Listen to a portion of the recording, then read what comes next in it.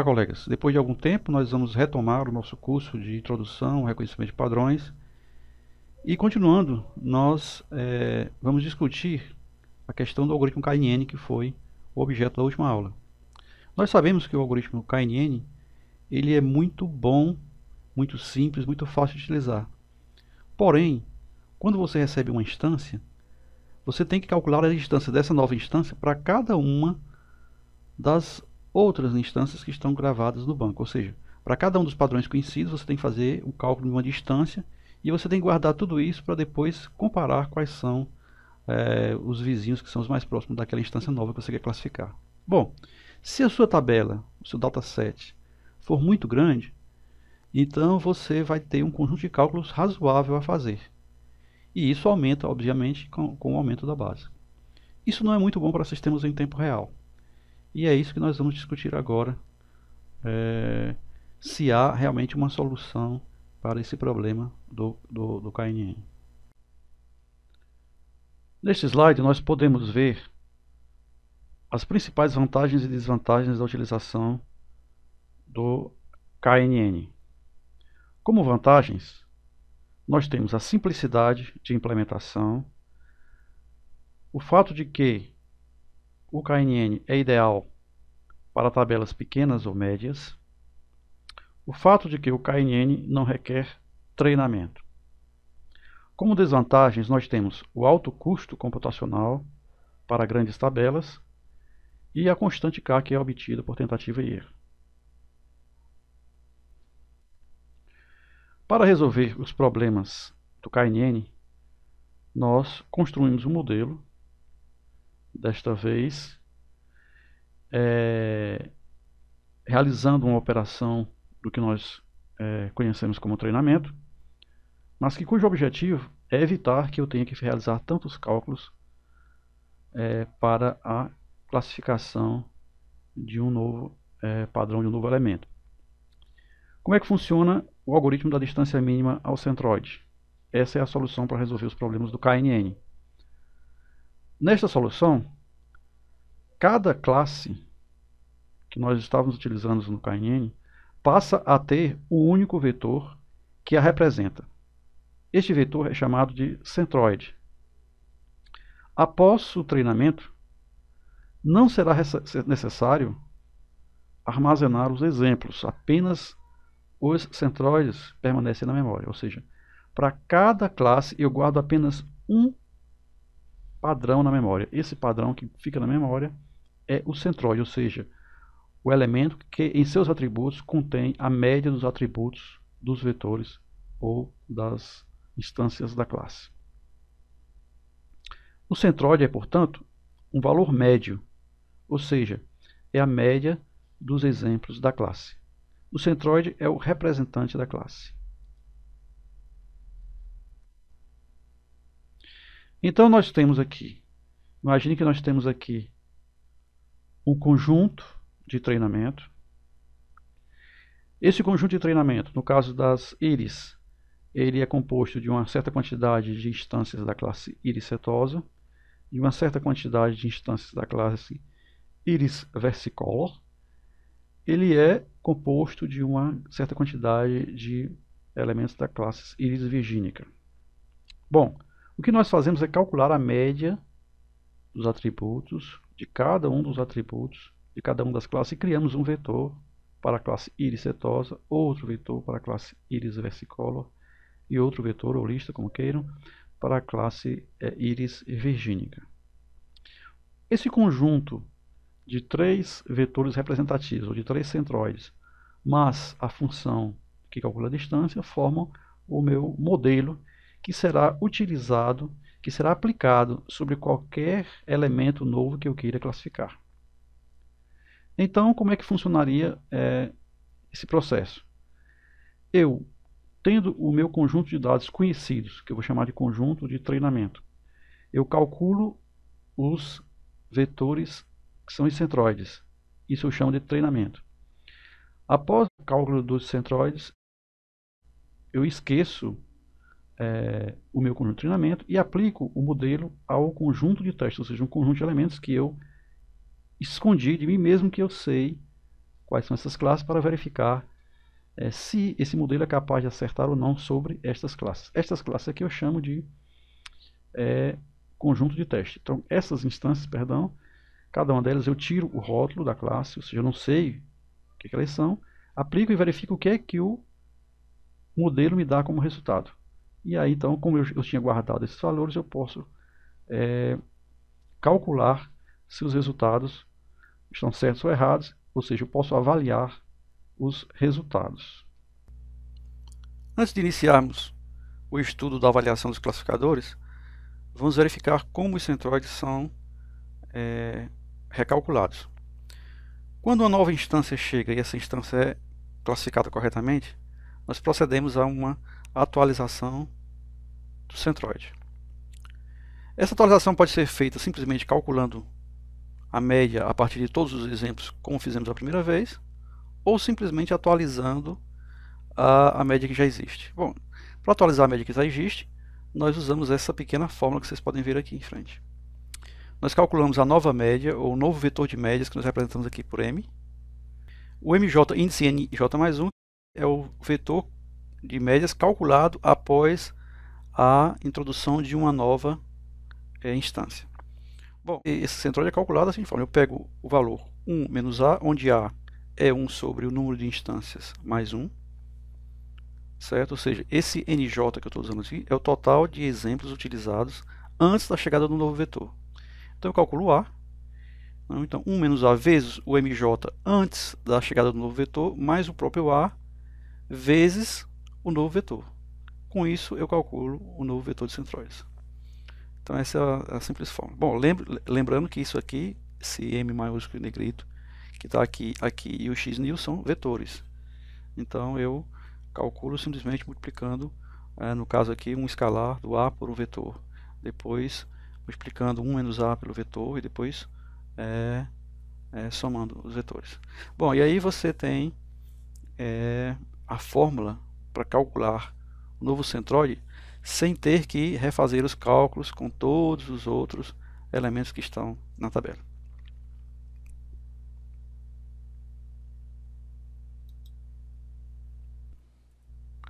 Bom, isso colocado, nós vamos proceder agora ao estudo de como vamos fazer a avaliação do meu classificador. Eu tenho um conjunto de dados, eu utilizei um classificador sobre esse conjunto de dados e ele está me dando algumas respostas. Ele está acertando, ele está errando. Então nós vamos ver se esse classificador realmente pode ser útil para ser colocado em prática, ou ser colocado em produção, como as pessoas costumam dizer. Bom, antes de mais nada, é importante que a gente verifique que o principal problema que acontece com os classificadores é uma coisa chamada superadaptação ou sobreajuste. No caso aqui, a palavra em inglês, que dá origem a essas traduções, é overfitting. Então, nós queremos evitar que ocorra o overfit, que é simplesmente o fato de que o classificador fica perfeitamente adaptado para aquele conjunto de dados que você colocou, mas ele não serve para a classificação de novos dados, ou seja, ele classifica corretamente, perfeitamente os dados do conjunto de teste, do conjunto de treinamento, mas quando você vai partir para a generalização, ou seja, para usar outros dados, esse classificador não dá resultados satisfatórios.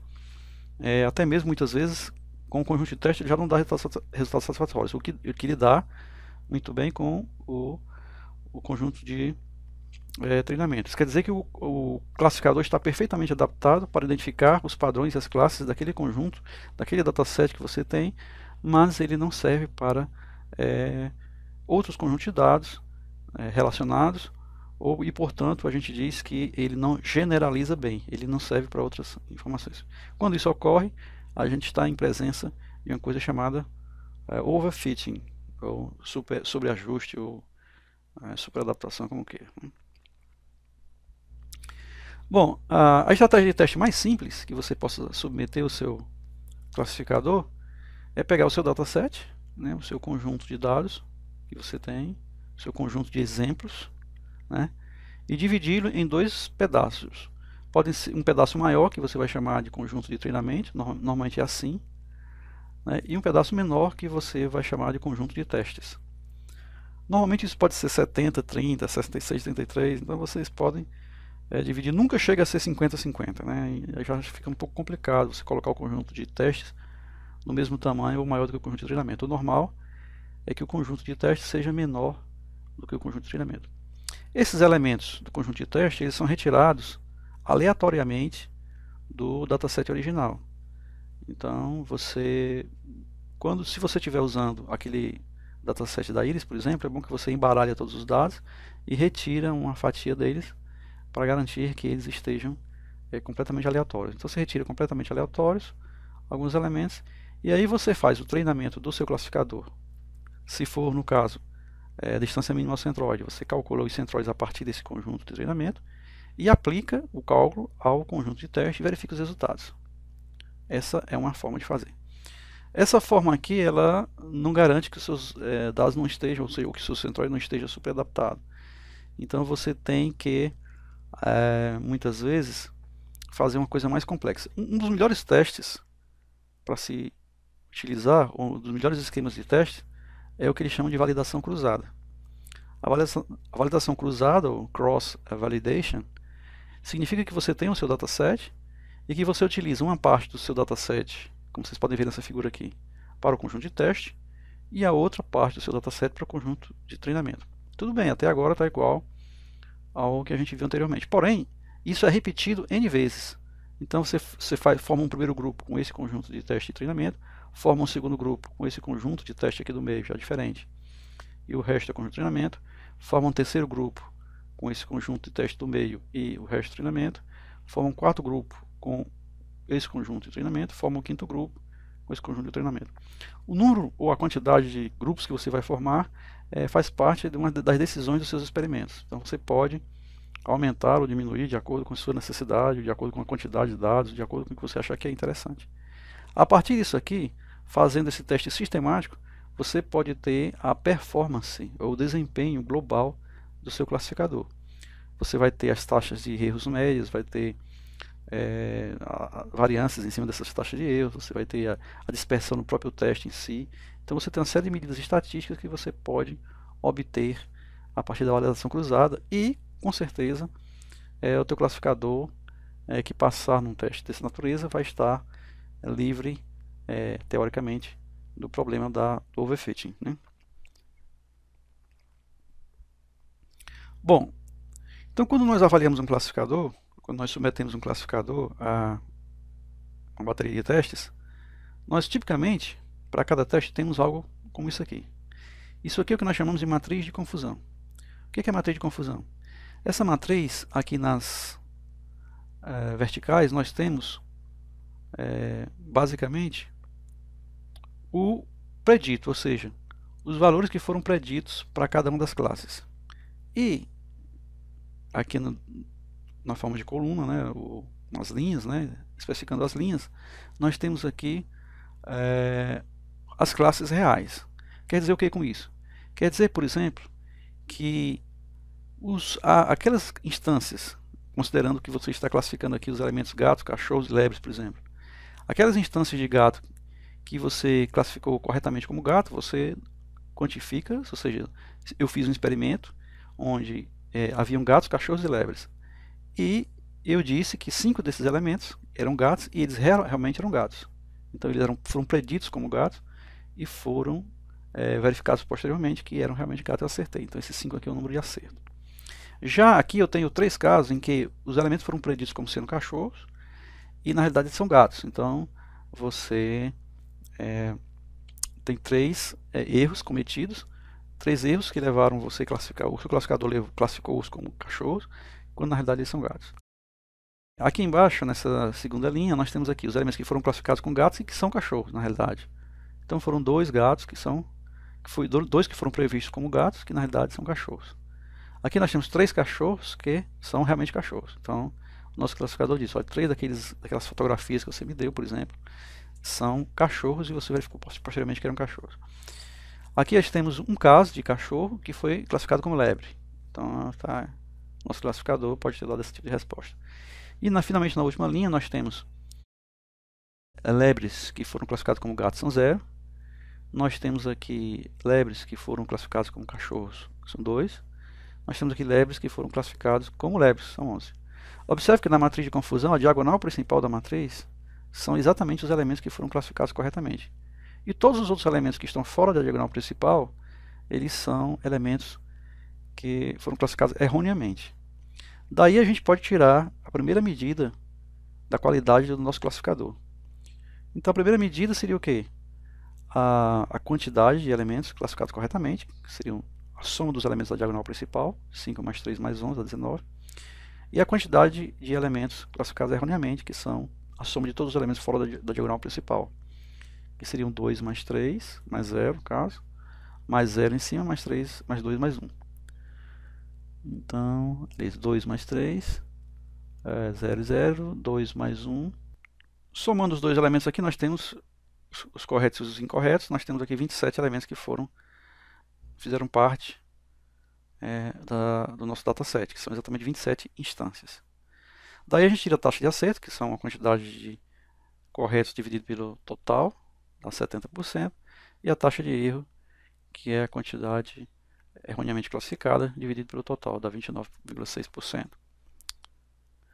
A questão que me vem agora, o que pode vir a vocês agora, é a seguinte. Então basta que a gente tenha uma boa taxa de acerto, que nós temos um bom classificador, esse classificador está pronto para ser utilizado?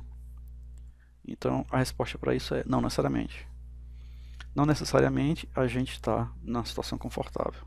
Nós vamos explicar o porquê, mas é preciso que a gente veja alguns conceitos antes, né?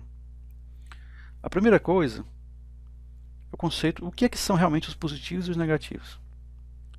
Então, para cada uma das classes, existem os elementos, ou instâncias, como queiram, que pertencem à classe. Eles pertencem à classe, então eles são chamados de positivos para aquela classe. Para cada classe, existem também as instâncias que não pertencem à classe. São todos os outros.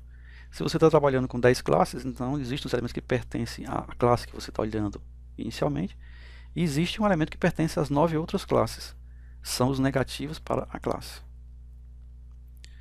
Então, definido o que é positivo ou negativo, nós podemos definir agora o que é o verdadeiro positivo. Ou seja, os elementos classificados como positivos, quando corretos, quando classificados corretamente, são chamados de verdadeiros positivos. Então, o verdadeiro positivo é o elemento positivo classificado como positivo. Os elementos classificados como positivo, quando incorretamente classificados, ou na realidade eles são negativos, eles são chamados de falsos positivos. Os elementos classificados como negativos, quando corretos, ou seja, classificados corretamente, eles são chamados de verdadeiros negativos. E os elementos classificados como negativos, quando incorretamente classificados, são chamados de falsos negativos. Bom, isso é importante para a gente entender agora a tabela de confusão. Então essa tabela de confusão, não é a matriz de confusão, é uma tabela de confusão um pouquinho diferente. Ela é feita por classe. Então temos aqui a tabela de confusão para a classe dos gatos, por exemplo. Então na classe dos gatos, nós temos aqui, naquele caso, nós temos gatos que foram classificados como gatos, ou seja, os verdadeiros positivos, são 5. Não gatos que foram classificados como não gatos, ou seja, os verdadeiros negativos, são 17 naquele caso. Agora, nós temos os gatos que foram classificados, não gatos que foram classificados como gatos, que são os falsos positivos, estamos aqui embaixo. E nós temos finalmente os gatos que foram classificados como não gatos, ou seja, os falsos negativos. A gente foi classificado como não gato, negativo, mas ele é falso, ele não foi classificado, ele não é não gato, ele é um gato, então ele é falso negativo. Temos aqui os termos, as abreviações que vêm do inglês: verdadeiro positivo, TP, true positive, falso negativo, FP, falso positivo, FP, falso negativo, FN, e verdadeiro negativo, true negative, né? Ok. Bom, definido agora a nossa tabela de confusão, a gente vai se perguntar: o que é que eu quero no meu classificador? O que é mais importante para mim? Quais são as minhas prioridades? Então, por exemplo, eu posso levantar a seguinte questão: Dentre os elementos classificados como positivos, qual o percentual, ou melhor, a taxa, de verdadeiros positivos? Essa taxa de verdadeiros positivos é também chamada de True Positive Rate, TPR. Então, o que é taxa de verdadeiros positivos? É o total de verdadeiros positivos identificados dividido pela soma de todos os positivos do ambiente, todos os positivos do meu dataset. Quem são os positivos do meu dataset? Os positivos do meu dataset são, obviamente, os verdadeiros positivos, mas são também os falsos negativos, todos aqueles que eu empurrei para o lado dos falsos, que na realidade eles não são falsos, eles são verdadeiros. Então, o verdadeiro positivo dividido pelo verdadeiro positivo mais os falsos negativos, que são todos os positivos, me dá a taxa de verdadeiros positivos, ou TPR. Vocês podem ver nessa fórmula que o TPR ele se aproxima de 1 quando o FN se aproxima do zero. Ou seja, quando o FN, o falso negativo, a quantidade de falso negativo se aproxima de zero, o TPR se aproxima de 1. Então nós queremos esse TPR, que se aproxime de 1, quando nós não queremos deixar que um positivo passe por um negativo. Ou seja, imagine que você está fazendo um exame para a detecção de uma doença altamente contagiosa. Então chegou um navio na sua cidade e você está fazendo um exame com todo mundo, essa doença é altamente contagiosa, e você quer manter algumas pessoas em quarentena e quer permitir que algumas pessoas desembarquem. Vão ser mantidos em quarentena todos aqueles que forem detectados como positivo. Mas o seu exame que é um classificador, né? O seu exame diz que ele não é 100% correto, ele erra, ele tem alguns erros. Aliás, todos os exames permitem algum tipo de erro, né? Então o que você faz? Você diz, não, eu quero fazer o exame, se você tiver mais de uma opção, eu quero fazer um exame que privilegie o meu TPR, ou seja, mesmo que ele mande alguns negativos para o lado dos positivos, mas ele evita que vá algum positivo para os lados negativos. Então você quer evitar a incidência de falsos negativos. Eu não quero permitir. Então é melhor ter um inocente preso, no caso, do que um bandido solto. Quer dizer, se a justiça funcionasse assim, a gente ia ter. A justiça não funciona assim, mas se fosse o caso, a gente teria muitos inocentes presos, mas teríamos poucos bandidos soltos, né?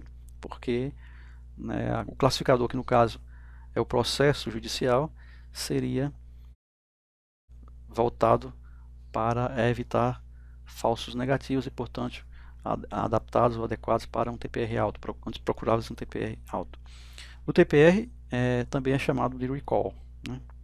Então você pode querer que o seu classificador, ao invés de ter uma taxa de acerto bruta muito alta, mas eu quero, obviamente, que o meu TPR seja muito alto.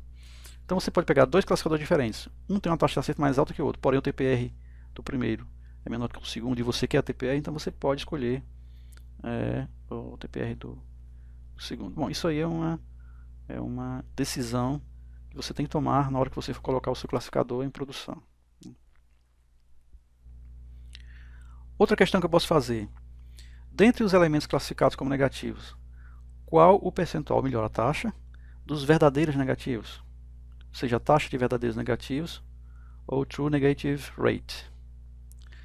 Bom, quem são os negativos, né? Essa é a primeira pergunta que você me faz. Então, os negativos são os verdadeiros negativos, aqueles que são negativos, que foram classificados como verdadeiros negativos, mas são também os falsos positivos. Aqueles que foram classificados como positivos que não são negativos. Então, são verdadeiros, são negativos. Então, a minha fórmula para calcular a taxa de verdadeiros negativos seria o total de negativos, né, os negativos identificados como verdadeiros negativos, dividido pelos negativos identificados como negativos, mais os falsos positivos. Da mesma forma que o anterior, a taxa de falsos negativos se aproxima de 1 quando a taxa de falso positivo se aproxima de 0. Então, quando é que a gente quer um classificador que nos dê uma alta taxa de verdadeiros negativos? Nós queremos isso quando nós não queremos deixar que o negativo passe para o positivo.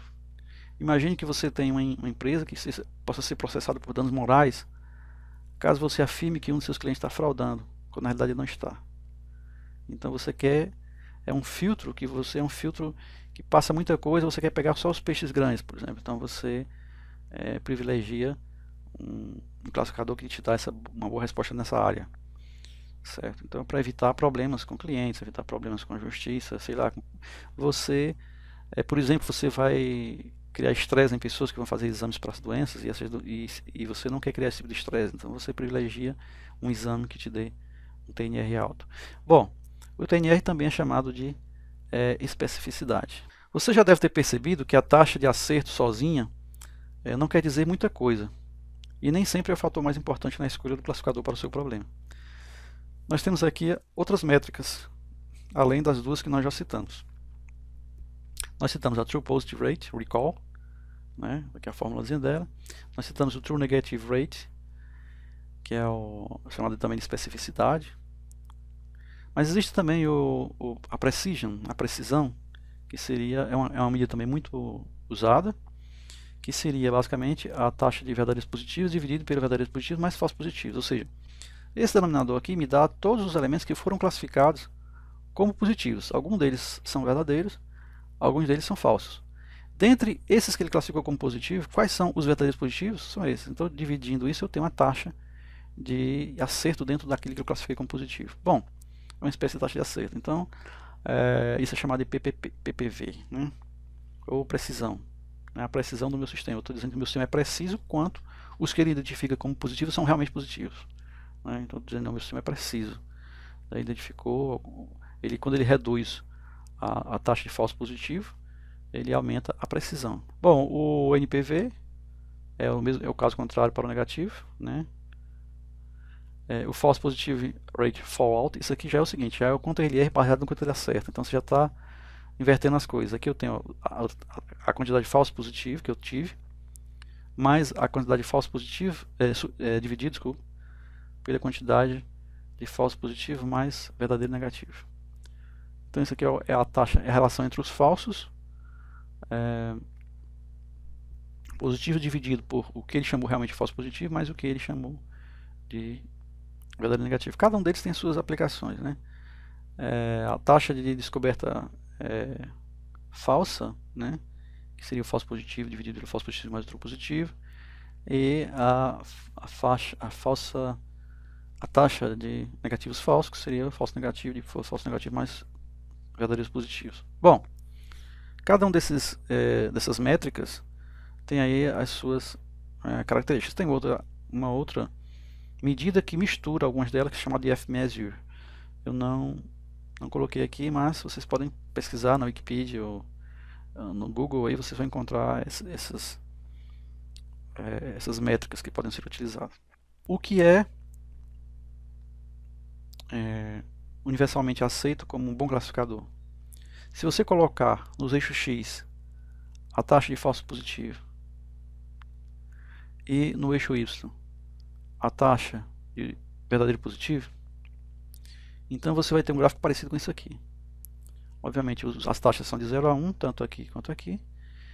E se você for fazendo experimentos, aumentando as suas amostras, a quantidade de elementos, você vai aumentando também as duas taxas, eventualmente. E você tem gráficos desse tipo. E curva ROC, né? Isso vem dos antigos radares, ou dos radares hoje ainda é utilizado. Na realidade, a curva ROC ela me dá uma informação bem importante. Na realidade, não exatamente a curva, mas a área sobre a curva. Então, um classificador perfeito, ele teria uma área sobre a curva ROC. A curva seria assim, seria 0, né? Seria 0 até 1 e até aqui. Então, seria uma área 1. A área sobre a curva ROC seria exatamente 1. Bom, então um classificador perfeito teria área sobre a curva ROC 1, que seria que preencheria todo esse quadrado aqui. Um classificador mediano, ou seja, praticamente inútil, né? Porque ele acerta tanto quanto uma moeda, acerta muito pouco, seria esse classificador que tanto aumenta na mesma proporção a taxa de falso positivo quanto a de verdadeiros positivos. Um bom classificador faria sempre uma curva acima dessa curva azul, que teria por consequente uma área superior a 50% dessa área total aqui, que no caso seria uma área superior a 0,5. Então o classificador, plotando a área da curva ROC, plotando a curva ROC e obtendo a área, você verifica se o classificador é bom ou ruim, ou mediano, exatamente pela área que ele forma embaixo da sua curva. Então, a área sobre a curva ROC.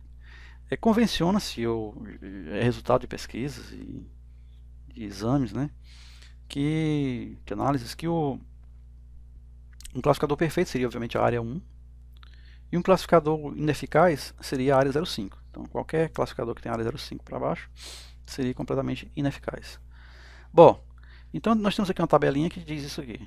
Qualquer classificador que tem uma curva ROC cuja área abaixo da sua curva ROC seja 0,9 é um classificador excelente, ele acerta muito bem. É o caso do classificador KNN ou Centroid aplicado às íris, né? Então as íris são muito bem classificadas, os dados são muito bons, e aplicando o KNN sobre as íris, né, a gente tem uma área sobre a curva ROC muito alta. Bom, para as diversas classes, né? Bom, um classificador entre 0,8 e 0,9 de área ROC é um classificador bom ainda, né? Um classificador entre 0,7 e 0,8 é um classificador médio. Um classificador entre 0,6 e 0,7 é fraco, e abaixo de 0,6 é ineficaz. A gente vai ficando aqui pela quarta aula.